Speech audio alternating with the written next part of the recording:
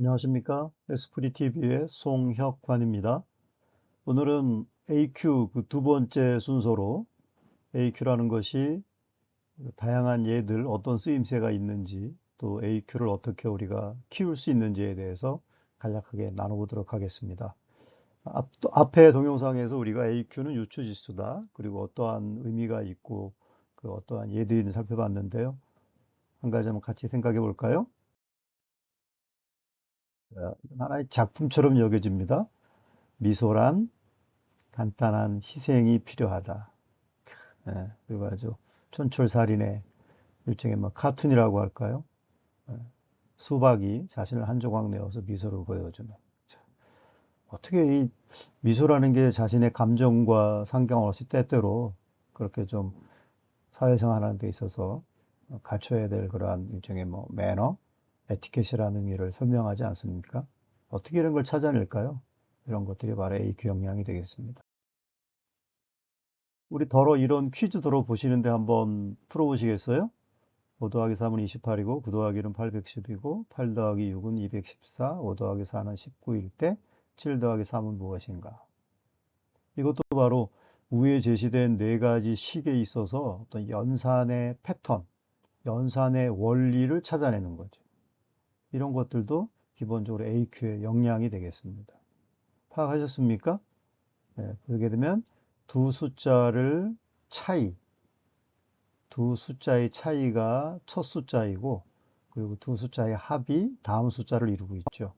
그래서 7-3은 7-3의 차이는 4고 합은 10이니까 410이 되는 거겠죠. 이렇게 어떤 그 패턴을 읽어내는 역량 그런 것들에서부터 AQ는 시작된다.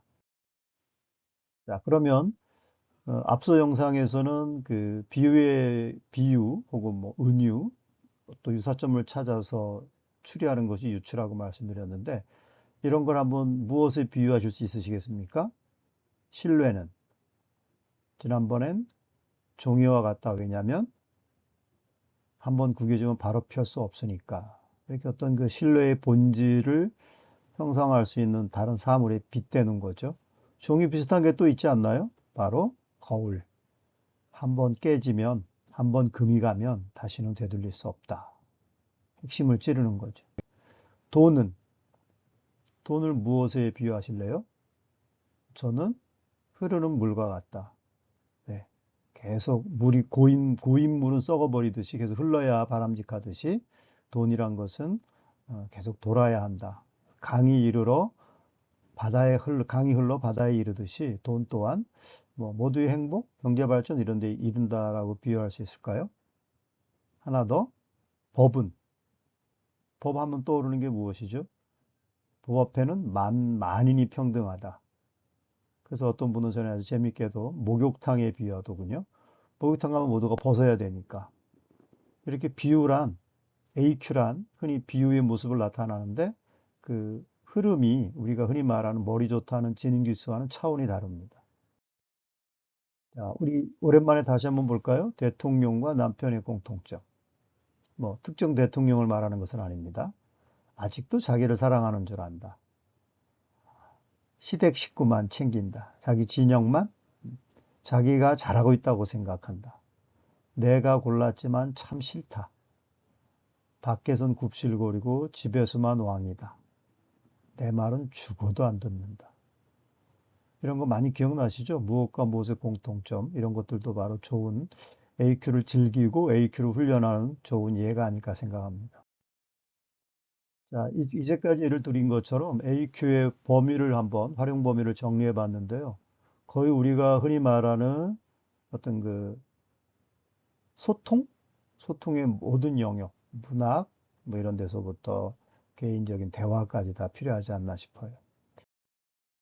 그 메커니즘을 한번 설명해 본다면, 먼저 AQ를 잘 발휘하기 위해서는 먼저 소통의 의도, 내가 지금 무슨 말을 하려고 하고, 무엇을 전하려고 하고, 무엇을 꾸짖으려고, 지적하려고, 설득하려고 한다. 명확히 하고, 그러면 그것을 가장 잘 받아들여야 될 상대방이 누구인가? 그 사람의 직업은 또 그 사람의 나이는 뭐 등등 특성을 파악하는 거죠. 그런 다음에 그 상대 특성에 맞게 내 의도가 잘 통하려면 어떠한 유추 대상, 도구를 활용하는 것이 좋을까? 그걸 찾아보는 거죠. 어떤 게 있겠습니까? 뭐 비유를 한다, 예를 든다, 명언을 한다, 다양하게 그림을 그려준다, 뭐 요약해준다, 많이 있겠죠. 그리고 그것을 이제 유연하게 표현하여 전달하는 게 이런 AQ의 메커니즘이라고 봅니다. 자, 예를 들어서 자, 남자와 여자의 차이를 한번 비유로 표현해 보라.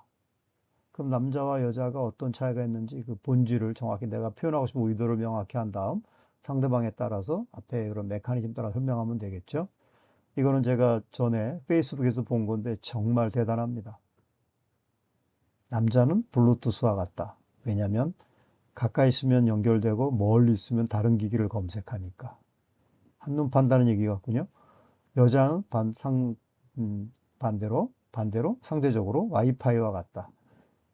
사용한 모든 기기를 둘러보다가 가장 강력한 기기와 연결된다. 그렇죠. 우리 기기 보면 와이파이 리스트가 쫙 있잖아요. 그 중에 가장 가깝고 강력한 그런 것에 자동적으로 연결이 되는 거죠. 뭔가 남자와 여자의 차이를 굉장히 의미 있게 표현한 것이 아닌가. 자, 이러한 AQ는 또 이제 팽이에게서 배워보자. 이렇게 하는 거죠. 그래서 팽이라는 비유 대상을 골랐다면 이 팽이의 특성을 찾아보는 거예요. 계속 돌아야 쭉 찾아본 다음 이것이 우리에게, 나에게 어떤 열정이라는 측면에서 어떠한 가르침을 주는가. 이것도 AQ식의 깨달음인 거죠. 계속 돌아야 서 있을 수 있듯이 스스로 끊임없이 변해야 해야 된다. 세워줘야 하고 채찍을 맞아야 돌아간다. 아하, 사람들의 도움과 시련을 통해 성장하고 발전하는구나. 가장 뾰족한 부분을 통해 바로 선다. 그렇죠? 이거는 단 한 가지라도 자신만의 강점을 가져야 한다. 정답은 없습니다. 자기 상황과 안목에 따라서 보여지는 거죠. 무거워야 오래 돈다. 아하, 그렇죠. 팽이가. 따라서 우리도 꾸준히 나의 능력을 무겁게 키워야 한다. 따라서 AQ가 높은 사람은 이 예에서 볼 수 있는 것은 가리지 않아요. 다른 모든 것에서 배우는 거죠. 공자님 말씀처럼 선악이 개오사라. 좋고 나쁜 것이 다 나의 스승이라는 거죠. 그게 AQ가 높으신 분의 기본적인 어떤 마인드가 아닐까 싶습니다. KBS 라디오를 제가 전에 즐겨 듣다가 말 같은 말이란 코너에 보면 거기서 소개됐던 표현입니다. 채찍처럼 사람을 움츠러들게 하는 말이 있고 바퀴처럼 사람을 굴러가게 하는 말이 있다. 당신은 또 내가 나와 늘 함께 많은 시간을 보내는 그분은 어떤 말을 하시나요? 네, 아주 촌철살인의 핵심을 찌르고 있습니다. 자, 이처럼 우리가 여러 가지 우리가 살고 있는 이 시대를 표현한다면 이렇게 미시의, 무형의, 불가측의, 모바일의, 초다양성의, 초네트워크의 저마다 다른 색깔의 것들이 다양하게 연결되는 시대를 살고 있는데 과연 이때 어떤 리더가 필요할까? 이전과 시대와는 다르지 않을까요? 제가 한번 정리해 보았는데 경험하지 못했어도 추리할 수 있는 자신의 경험으로부터 새로운 걸 또 파악하는 또 배우도 볼 줄 알고 미래도 보는 또 나와 다른 사람과도 포용적으로 유연하게 소통하는 이런 리더들은 AQ가 높은 리더다. 이러한 리더를 또 우리 공자님께서 멋지게 비유하셨더군요. 바로 군자불기라고 하셨습니다. 군자는 그릇이어서는 안 된다. 불기. 그릇이어서는 안 된다. 이때의 그릇은 제사 지내는 제기를 의미한답니다. 제기들은 거기에 뭐가 담도록 용도가 딱 제한이 돼 있었다고 하는군요. 공자 시대에는. 그래서 그렇게 하나의 용도에 국한되는 그릇이었지 말고 뭐 제가 또 비유한다면 보자기처럼 이것저것 무엇이든지 담을 수 있는 그럼 007 가방처럼 서류만 들어가는 그런 가방이 아니라 보자기 같은 리더. 멋진 비유 아니겠습니까? 이분은 다루마리라는 일본에서 그 유명한 그 빵집을 운영하시는 분인데요. 이분의 영업이 좀 독특합니다. 일주일에 나흘만 영업하고 하루는 온전히 쉬고요. 또 한 달은 장기 휴가를 가는데 왜 가냐고 물었더니 빵만 보이면 안 된대요. 다른 분야, 음식, 술, 공예, 음악 이런 다양한 분야의 자극을 받아야 그런 방향으로 안테나를 높이 달아서 새로운 걸 받아들인다는 의미죠.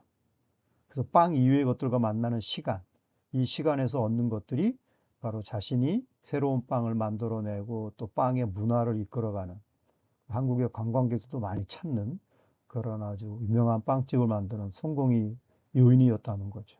이런 분들이 바로 AQ 리더가 아닐까. 한국에는 이분도 아주 훌륭한 AQ 리더라고 저는 판단하고 기대합니다. 독서를 많이 하기로 유명한 KBS 김재원 아나운서인데요. 어느 날 라디오에서 인터뷰하는 걸 들었습니다. 질문을 이렇게 하더군요. 이건 질문의 답입니다. 질문이 이거였어요. 아나운서로서 바쁜데 언제 그렇게 많은 책을 읽습니까? 그랬더니 답이 이렇게 시작된 거예요. 인생이란 시간이란 양동이에 돌을 담는 것이다. 그러니까 양동이에 돌 담는 거 아시잖아요. 처음에는 이렇게 큰 돌을 넣어도 가득 찬 게 아니죠. 그 틈 사이에 작은 돌을 넣을 수 있고 또 작은 돌틈 사이에 모래 놓고 모래 돌틈 사이에 또 물도 들어갈 수 있지 않습니까? 그것처럼 아무리 바쁘지만 항상 자투리 시간은 있더라. 자기는 그때 책을 읽었노라라고 대답한 겁니다. 대단한 지혜가 담긴 답변 아니겠습니까? 또 두 번째 질문은 그거였어요. 그러면 김재원 아나운서한테 소재는 어떤 겁니까? 그랬더니 내 소재는 냉장고와 같다 같습니다. 이렇게 말하는 거죠.